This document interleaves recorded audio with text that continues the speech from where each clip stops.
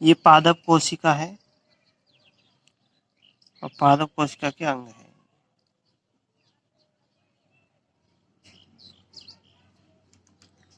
और ये जंतु कोशिका की संरचना है। यूकैरियोटिक कोशिका को ससीम केंद्र की कोशिका कहते हैं। पादप कोशिकाओं में कोशिका भित्ति लवक एवं बड़ी केंद्रीय राजधानी होती है और ये तीनों जंतु कोशिकाओं में नहीं पाए जाते। फिर जंतु कोशिकाओं में तारक काय पाई जाती है और तारक काय पादप कोशिकाओं में नहीं पाए जाते।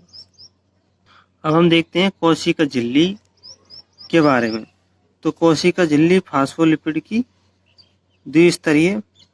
द्विस्तर की बनी होती है, फास्फोलिपिड की। इसका जो जल स्नेही सिरा यानी ध्रुवीय सिरा बाहर की ओर और जल भीरु सिरा यानी पुच्छ सिरा अंदर की ओर होता है।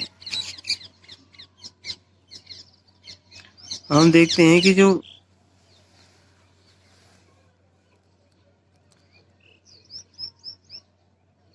विभिन्न कोशिकाओं में प्रोटीन व लिपिड का अनुपात भिन्न भिन्न होता है।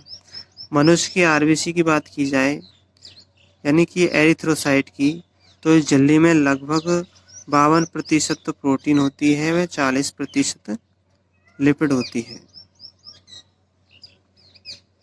झिल्ली में पाए जाने वाले प्रोटीन को अलग करने की सुविधा के आधार पर दो भागों में विभक्त कर सकते हैं, अंगभूत प्रोटीन व परिधीय प्रोटीन। परिधीय प्रोटीन झिल्ली की सतह पर होती है, जबकि अंगभूत प्रोटीन आंशिक या पूर्ण रूप से झिल्ली में धसे रहते हैं। तो प्रोटीन दो प्रकार की होती है। परिधीय प्रोटीन झिल्ली की सतह पर होती है और अंगभूत प्रोटीन यानी कि ये आंशिक रूप से या पूर्ण रूप से झिल्ली में धसी रहती है। कोशिका झिल्ली का उन्नत नमूना 1972 में सिंगर व निकोलसन द्वारा दिया गया था, जिसे तरल कृत्रिम नमूना कहते हैं या फिर तरल मोज़ेक मॉडल कहते हैं। इसके अनुसार लिपिड के अर्ध तरलीय प्रकृति के कारण, लिपिड क्या है? अर्ध तरलीय प्रकृति के कारण दिक् सतह के भीतर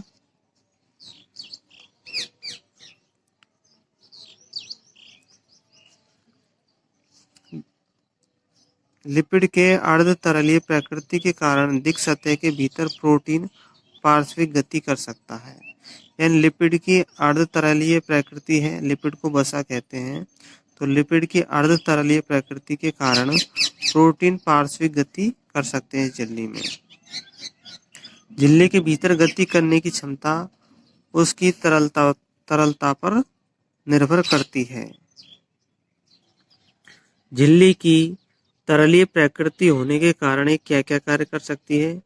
कोशिका की वृद्धि कर सकती है, अंतर कोशिकीय संयोजन का निर्माण कर सकती है, स्राव कर सकती है और अंतः कोशिक विभाजन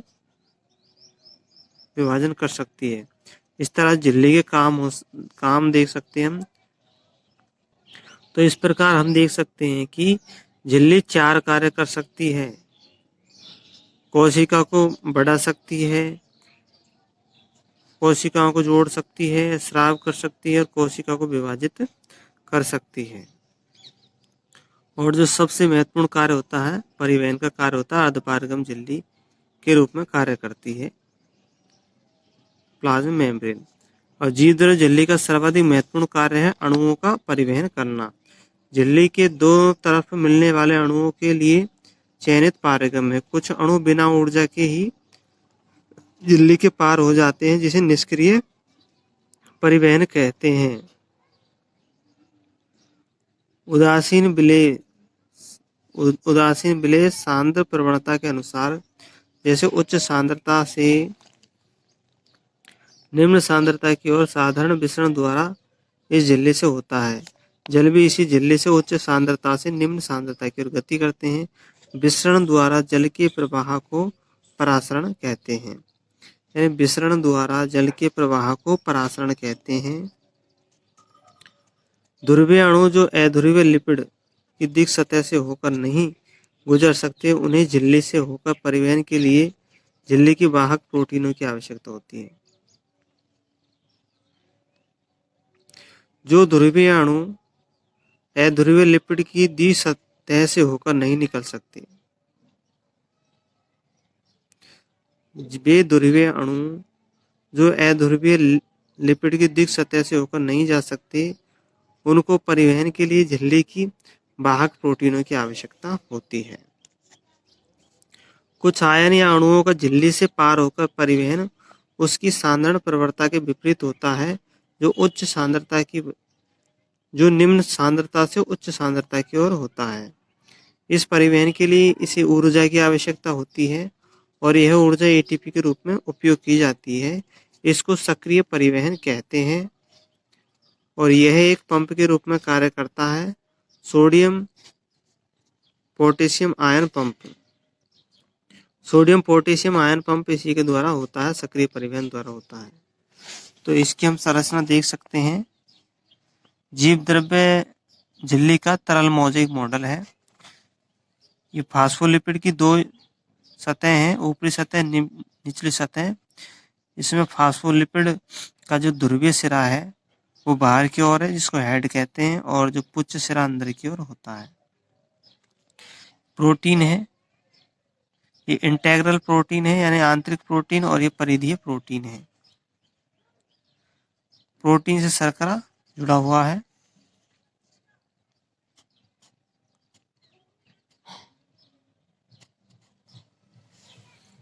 तो ये हमारा प्लाज्मा मेम्ब्रेन के बारे में जानकारी पूर्ण हुई। अब हम देखते हैं कोशिका भित्ति। कवक व पौधों की जीव द्रव्य झिल्ली के बाहर पाई जाने वाली दृढ़ व निर्जीव आवरण को कोशिका भित्ति कहते हैं। कोशिका भित्ति कोशिका को केवल यांत्रिक हानियों और संक्रमणों से ही रक्षा नहीं करती। यांत्रिक हानियों और संक्रमणों से ही रक्षा नहीं करती, बल्कि यह कोशिका के बीच आपसी संपर्क बनाए रखने तथा अवांछनीय बृहद अणुओं के लिए अवरोध प्रदान करती है। शैवाल की कोशिका भित्ति सेलुलोज, गैलेक्टन और मेनस व कैल्शियम कार्बोनेट की बनी होती है। शैवाल की कोशिका भित्ति 4 तत्वों की मिलकर बनी होती है: सेलुलोज, गैलेक्टन, मेनस व कैल्शियम कार्बोनेट की। जबकि दूसरे पौधों की कोशिका भित्ति सेलुलोज, हेमीसेलुलोज, पेक्टिन व प्रोटीन की बनी होती है। 4 ही तत्व इसमें होते हैं अन्य पादपों में, और 4 ही शैवालों में होते हैं कोशिका भित्ति के में। नवपादप कोशिका की कोशिका भित्ति में स्थित प्राथमिक भित्ति में वृद्धि की क्षमता होती है। जो नया पादप होता है उसकी प्राथमिक भित्ति में वृद्धि की क्षमता होती है, जो कोशिका की परिपक्वता के साथ घटती जाती है। वह इसके साथ कोशिका के भीतर की तरफ द्वितीयक भित्ति का निर्माण होने लगता है। अब मध्य पटलिका मुख्य रूप से कैल्शियम पेक्टेट की बनी होती है, जो आसपास की विभिन्न कोशिकाओं को आपस में चिपकाना व पकड़े रखना इसके कार्य है। कोशिका भित्ति एवं मध्य पटलिका में जीव द्रव्य सेतु यानी कि प्लाज्मोडेस्माटा आड़े तिरछे रूप में होते हैं, जो आसपास की कोशिका द्रव्य को जोड़ते हैं। तो ये था हमारा कोशिका भित्ति। अंतः झिल्ली का तंत्र। तो झिल्लीदार अंग कार्य व रचना के आधार पर एक दूसरे से काफी अलग होते हैं। इनमें बहुत से ऐसे अंगक हैं जिनके कार्य एक दूसरे से जुड़े हुए हैं। उन्हें अंतः झिल्ली का तंत्र के अंतर्गत रखते हैं और इस तंत्र के अंतर्गत अंतःप्रद्रव्य जालिका, गोल्जिकाय, लाइसोसोम, रसधानी अंग आते हैं। तो वे अंग जिनके कार्य वे झिल्ली युक्त अंग जिनके कार्य एक दूसरे से जुड़े हुए हैं, अंतः झिल्लिका तंत्र के अंतर्गत आते हैं, और जिनके कार्य एक दूसरे से जुड़े हुए नहीं हैं, उनको हम अंतः झिल्लिका तंत्र में शामिल नहीं करते। और किस किस को शामिल नहीं करते, वो है माइटोकॉन्ड्रिया, हरित लवक और पेरोक्सिसोम। तो ये हमारा अंतः झिल्लिका तंत्र पूरा होता है। अंतःद्रव्यी जालिका, एंडोप्लाज्मिक रेटिकुलम। एंडोप्लाज्मिक रेटिकुलम क्या है?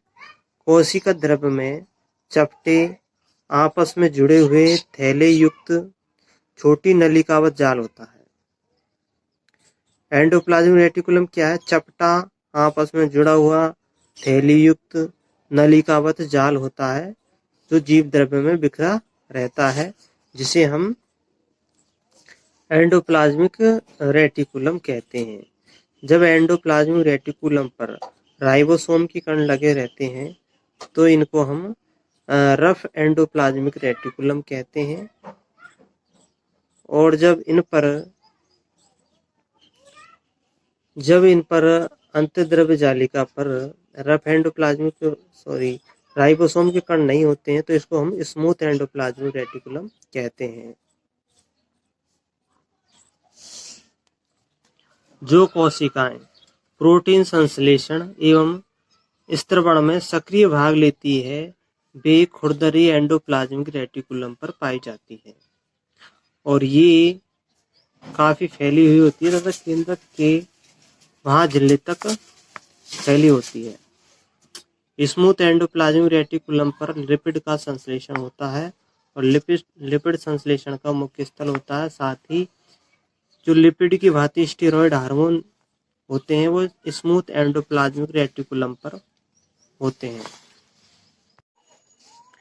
गोल्जी उपकरण। गोल्जी उपकरण की खोज कैमिलो गोल्जी ने 1898 में पहली बार केंद्रक के पास घनी रंजित जालिकावत संरचना के रूप में देखा था तंत्रिका कोशिका में, जिन्हें बाद में इन्हीं के नाम पर जाना जाने लगा। बहुत सारी चपटी डिस्क के आकार की थैली या कुंड से मिलकर बनी होती है। यानी चपटी थैलियों से मिलकर बनी होती है, जिनका व्यास 0.5 माइक्रोमीटर से 1 माइक्रोमीटर होता है। ये एक दूसरे से समांतर ढेर के रूप में मिलते हैं, जिसे हम जालिकाय या गोल्जिकाय कहते हैं। गोल्जिकाय में कुंडों की संख्या या थैलियों की संख्या अलग अलग होती है।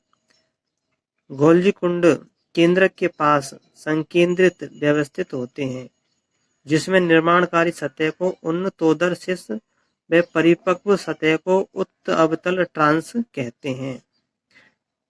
अंगक में शीर्ष व ट्रांस सतह अंगक में शीर्ष और ट्रांस सतह पूर्णतः अलग होते हैं लेकिन आपस में जुड़े रहते हैं। गोल्जिकाय का मुख्य कार्य है द्रव्य को संवेष्टित कर अंतर कोशिकी लक्ष्य तक पहुंचाना या कोशिका के बाहर स्त्रवण करना होता है, स्राव करना होता है। संवेष्टित द्रव्य अंतर्द्रव्य जालिका से पुटिका के रूप में गोल्जिका के शीर्ष सिरे से जुड़ जाता है। यानी संवेष्टित द्रव्य अंतर्द्रव्य जालिका से पुटिका के रूप में गोल्जिकाय के शीर्ष सिरे से जुड़ जाता है और परिपक्व सतह की ओर गति करता है। इससे स्पष्ट होता है कि गोल्जिकाय का अंतःद्रव्य जालिका से निकट संबंध है। अंतःद्रव्य जालिका पर उपस्थित राइबोसोम द्वारा प्रोटीन का संश्लेषण होता है और अंतःद्रव्य जालिका द्वारा ही लिपिड का संश्लेषण होता है, जो गोल्जी काय के सिरे से निकलने से पूर्व गोल्जी काय के सिरे से निकलने से पूर्व इसके कुंड में रूपांतरित हो जाते हैं, यानी कि गोल्जी काय की थैली में परिवर्तित हो जाते हैं। और गोल्जी काय ग्लाइकोप्रोटीन व ग्लाइकोलिपिड का निर्माण का मुख्य स्थल है। इस तरह से हम देखते हैं कि गोल्जी काय के द्वारा ग्लाइकोप्रोटीन और ग्लाइकोलिपिड का निर्माण होता है। अतः ग्लाइकोप्रोटीन और ग्लाइकोलिपिड के निर्माण के प्रमुख स्थल कहाँ है? गोल्जी काय है। जबकि प्रोटीन और लिपिड के निर्माण के स्थल अंतःद्रव्य जालिका है। तो हम गोल्जी कॉम्प्लेक्स की संरचना, तो ये गोल्जी थैलियां हैं।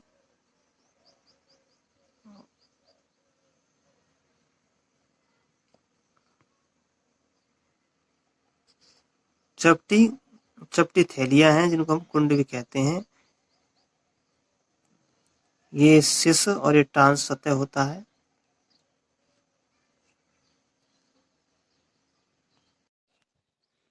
अगला अंगक है लाइसोसोम या लयन काय। यह झिल्ली युक्त पुटिकीय संरचना है जो संवेष्टन विधि द्वारा गोल्जी कॉम्प्लेक्स में बनता है। पृथक हुए लाइसोसोम पुटिका में सभी प्रकार के जल अपघटनीय एंजाइम पाए जाते हैं, जैसे हाइड्रोलेजेज, लाइपेसेज, प्रोटीएसेज और कार्बोहाइड्रेजेज। 4 एंजाइम होते हैं: हाइड्रोलेजेज, लाइपेसेज, प्रोटीएसेज और कार्बोहाइड्रेजेज, जो अम्लीय परिस्थितियों में सर्वाधिक सक्रिय होते हैं। ये एंजाइम कार्बोहाइड्रेट, प्रोटीन, लिपिड और न्यूक्लिक अम्ल के पाचन में सक्षम होते हैं। अब आगे देखेंगे हम रसधानी या वैक्यूल। अब हम देखते हैं रसधानी या वैक्यूल। तो रसधानी या वैक्यूल क्या होती है? कोशिका द्रव्य में झिल्ली द्वारा गिरी जगह को रसधानी कहते हैं। इसमें पानी, रस, उत्सर्जित पदार्थ व अन्य उत्पाद जो कोशिका के लिए अनुपयोगी होते हैं वो इसमें पाए जाते हैं। रसधानी एकल झिल्ली से आवृत होती है और इस एकल झिल्ली का नाम क्या है? टोनोप्लास्ट है। पादप कोशिकाओं में यह कोशिका का 90% स्थान घेरती है। तो रसधानी की जो झिल्ली होती है इसका नाम क्या है? टोनोप्लास्ट। पौधे में बहुत से आयन व दूसरे पदार्थ सांद्रता प्रवणता के विपरीत टोनोप्लास्ट से होकर रसधानी में अभिगमित होते हैं। इस कारण से इसकी सांद्रता रसधानी में कोशिका द्रव्य की अपेक्षा काफी अधिक होती है। तो रसधानी है, इसकी सांद्रता कोशिका द्रव्य से अधिक होती है। हम देखते हैं कि रसधानी कहाँ कहाँ और पाई जाती है। अमीबा में पाई जाती है, जो संकुचनशील रसधानी के नाम से जानी जाती है। उत्सर्जन के लिए महत्वपूर्ण है। वे बहुत सारी कोशिकाओं जैसे कि आद्य जीव में खाद्य रसधानी का निर्माण खाद्य पदार्थों को निगलने के लिए किया जाता है। तो ये रसधानी खाद्य पदार्थों को निगलने और खाद्य पदार्थों के उत्सर्जन में भी सहायक होती है, उत्सर्जन का भी काम करती है।